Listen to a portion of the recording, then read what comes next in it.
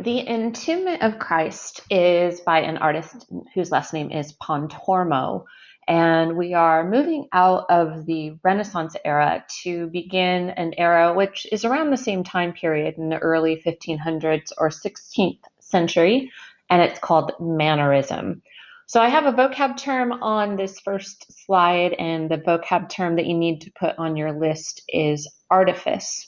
And artifice really is the kind of the term that encapsulates what mannerism is. It means art in an artificial manner, where the realism of the Renaissance, especially the Italian Renaissance with depth and natural bodies and so on, where that was the focus. In mannerism, it is the opposite. It's really showing painting as painting, not as something that's trying to look realistic. So it is this concept of artifice that is an important term to relate to mannerism. So in terms of context, first location is in the Capone Chapel in Florence. And the next slide I have will show you it in context within the chapel. So I'm going to wait and talk about that when you're looking at that particular slide. And the reason for kind of this new style of art within Florence and in Italy in the 16th century here, the 1500s, is part of the turmoil going on.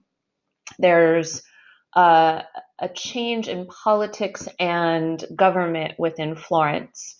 And you have the Medici family declaring Florence as not a republic and ruling instead as dukes. So it becomes this government upheaval and uncertain time period in Florence for that reason.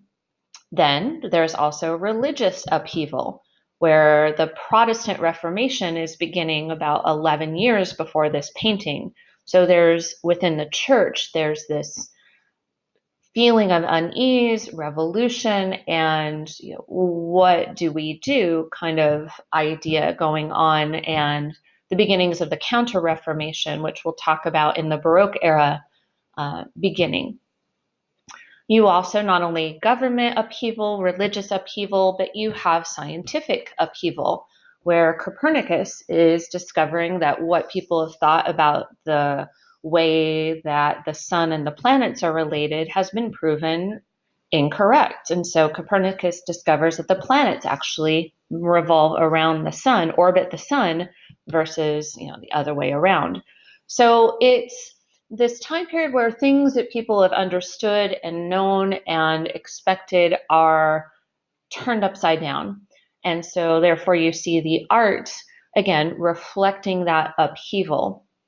And then the other thing you have to think about and somewhat is the context of where the painting is. And there was a little dome above the altar in this little chapel space that held a painting of God. God was in that little domed space, a painting of him. And that might influence what Pontormo actually intended this painting to be about, because there's quite a lot of speculation about what this painting actually is of. And I'll talk a little bit about that in content. So here is an image, although not a great one, so sorry about that, of the Capone Chapel, which is located in a church called the Church of Santa Felicita, and it's in Florence. So imagine like a church space, and then you have this little kind of nook that's covered by a dome. It is like a funerary chapel that was built by Brunelleschi. That's what you're looking at here. And Pontormo's painting is above the altar in that little funerary chapel. And it was built, and the patron of this is the Capone family.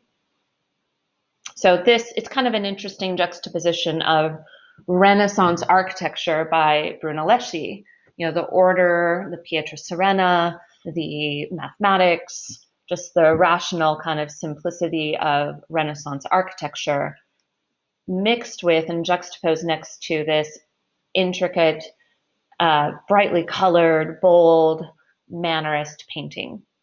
So let's take a look at the painting. Content-wise, so you're moving into content. Since you're in mannerism, it's all about the artificial. Now that's not making fun of the topic, it's not making light of it, it's not showing it as lesser than, it's still a very serious religious painting. So don't think that that's what artifice means, or it's in any way cheapening the subject.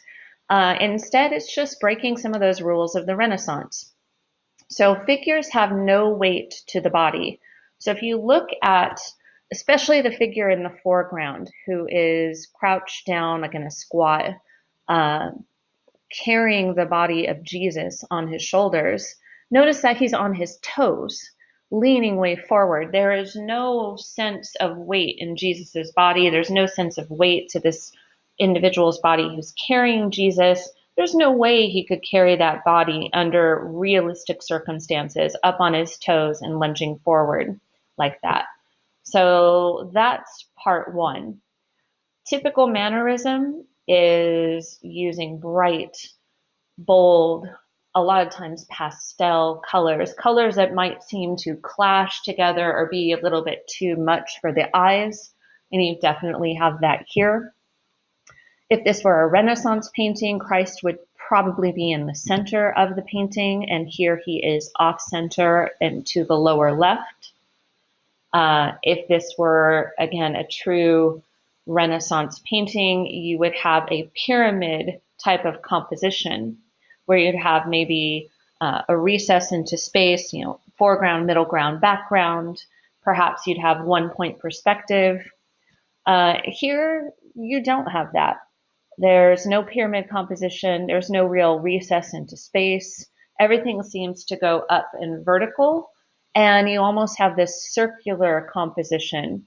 And in the center, nothing, except maybe the hand with a sheet or a cloth in her grip. It's a void in the center. And that might be symbolic of, maybe being lost without Christ now that he's passed. The gestures, and that's something else with the mannerism era, you have an emphasis on gesturing, on the extremities, like your hands, your arms, your legs. And so all the extremities here, the arms, are pointing in towards the center where you don't have anything. There's this void. And I think in some ways this painting is trying to communicate the loss, the emotional loss, sadness, and that results after Christ's death. And so some of them, people, see this in different ways, that the subject could be Christ being taken down off the cross, but there's no cross in the image. Or Christ is being placed in his tomb, but you don't see a tomb. Or maybe it's simply another version of the lamentation. But it's hard to know, and there's always these different arguments about that. I just mentioned that the setting, you barely have a setting at all. You have a cloud up in the upper left. You have a ground line that you can visually see at the bottom of the space, and that's it. There's no clear setting to put this into time or place. The setting is almost then, again, like it was in the Middle Ages, not emphasized at all. And again, no cross, no tomb, no nothing to really suggest what this painting is truly about. And so that's why when I was talking about context, where you have the dome above this altar with God, that some say, well, that because that painting was there, that maybe this is the presentation of Jesus then to God. So you have to kind of think, well, what paintings are around this one, and maybe that would help figure out what this painting actually meant when Pontormo painted it. So, take a look around for a while with this one. Just look at the colors and look at the ways the bodies are floating, like the two women up at the top. What are they standing on? So that's a sense of weightlessness, of space not quite making sense here. This sense of the artificial, being shown. And the two people whose names you need to know, one is Jesus, of course, on the left, and then his mother, the Virgin Mary, who's all in blue, who's reaching out to her son as he's been carried off the cross or carried to his tomb or being presented to God. So function of this piece is absolutely religious.